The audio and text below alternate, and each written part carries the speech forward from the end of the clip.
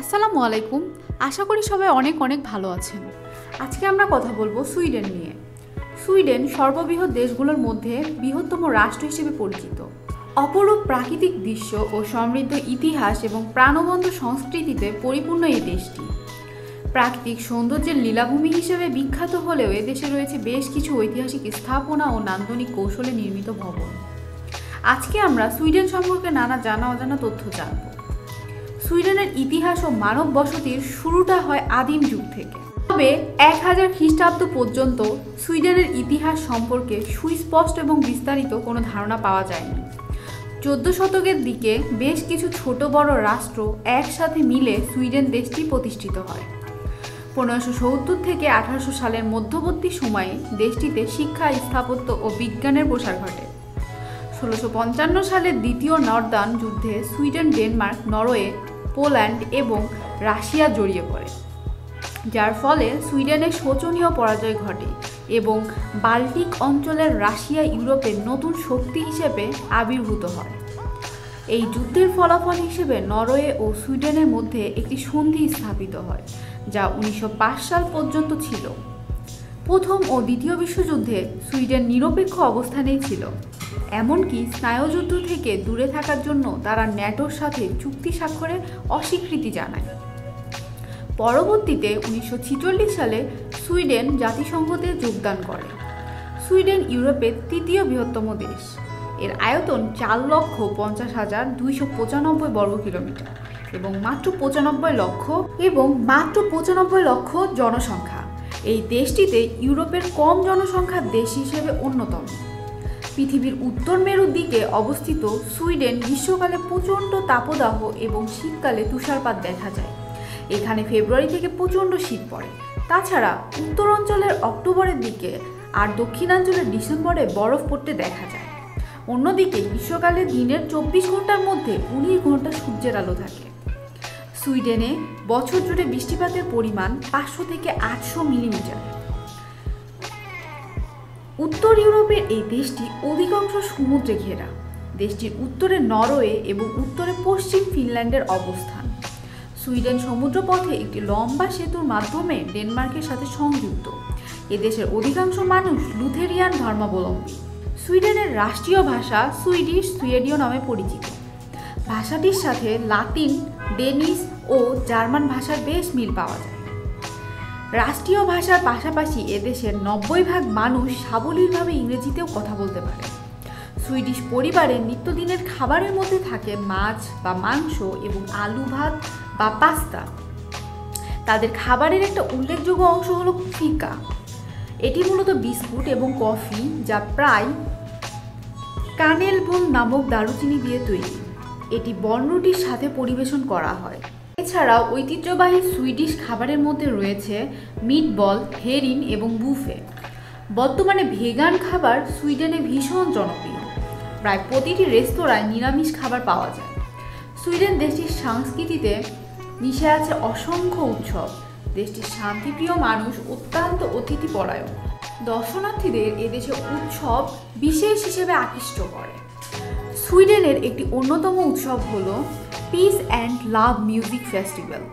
দেশটির শান্তি ও ভালোবাসা প্রকাশে প্রতি বছর এই অনুষ্ঠানটি পালন করে থাকে। প্রথম দিকে 1999 থেকে 2013 সাল পর্যন্ত 14 বছরের জন্য উৎসবটি পালিত হবার কথা থাকলেও আজ অবধি বার্ষিকভাবে এই মিউজিক ফেস্টিভ্যাল পালিত হয়ে থাকে। দেশটিতে বিখ্যাত নামকরা সঙ্গীত শিল্পীরা অংশ নেন। সুইডেনে আরও কিছু উৎসব হলো সামারবাস্ট ফেস্টিভ্যাল, মিট আমার ফেস্টিভ্যাল। আর এই উৎসবগুলো মূলত গ্রীষ্মকাল ও বসন্ত বরণকে কেন্দ্র করে হয়ে থাকে। সুইডেন দেশটির ঐতিহ্যকে ধারণ করার পাশাপাশি আধুনিক ইতিহাসেও অবদান রেখেছে। আধুনিক বিশ্বের অন্যতম ব্যক্তিত্ব নোবেল পুরস্কারের প্রণেতা আলফ্রেড নোবেল এদেশে জন্মেছিল। সুইডেন আবার অনেক দিক থেকে বিশ্বে প্রথম উদাহরণস্বরূপ বলা যায়। বিশ্বে প্রাচীনতম সংবাদপত্র পোস্ট ওকে ইনরিক্স টাইডেনিঙ্গার 1645 সাল থেকে এখন পর্যন্ত প্রকাশিত হচ্ছে। প্রায় শতভাগ শিক্ষিতের দেশটি প্রথম শিক্ষাক্ষেত্রে শিশুদের আঘাত করা নিষিদ্ধ করেছিল। দেশটিতে বিশ্বের প্রথম লিমিটেড কোম্পানি এখানেই প্রতিষ্ঠিত হয়েছিল। 1288 সালে ফালু কাপার গ্রোভা এই কোম্পানিতে কিন্তু এখনও নিজ গতিতে কাজ করে যাচ্ছে। সুইডেনের প্রথম তালিকায় যুক্ত হতে পারে বিখ্যাত আইস হোটেল। পৃথিবীর একমাত্র বরফের তৈরি অবকাশ যাপন কেন্দ্রটি পর্যটকদের বিস্মিত এবং মোহিত করেছে বহু বছর ধরে। দেশটির অর্থনীতি মূলত রপ্তানি নির্ভর। গাড়ির যন্ত্রাংশ, রাসায়নিক দ্রব্যাদি এবং কৃষিপণ্য রপ্তানির ওপর দেশটি আয় নির্ভরশীল। এছাড়াও পর্যটন কেন্দ্র দেশের অর্থনীতিতে গুরুত্বপূর্ণ ভূমিকা রাখে। প্রাকৃতিক সৌন্দর্য ও ইতিহাসের মেলবন্ধনের দেশ সুইডেন। প্রাকৃতিক সৌন্দর্যে বিমোহিত হবার মতো একটি স্থান হলো আবিস্কো ন্যাশনাল পার্ক। এই পার্কটির মূল বৈশিষ্ট্য হলো পাথুরে পাহাড়ের মধ্যে দিয়ে বয়ে চলা নদী। এমনই আরেকটি স্থান ফুলফেলাত ন্যাশনাল পার্ক। এই পার্কটিতে রয়েছে অসংখ্য প্রাচীন গাছ এবং সুইডেনের উচ্চ নিউ পেখার ওয়াটারফল। দর্শনার্থীরা চাইলে গভীর রাতে ফুলফিয়ালাতের সৌন্দর্য উপভোগ করতে পারবেন। সুইডেনের আরেকটি ঐতিহ্যবাহী নিদর্শনের স্থান হলো এই লস স্টেনার।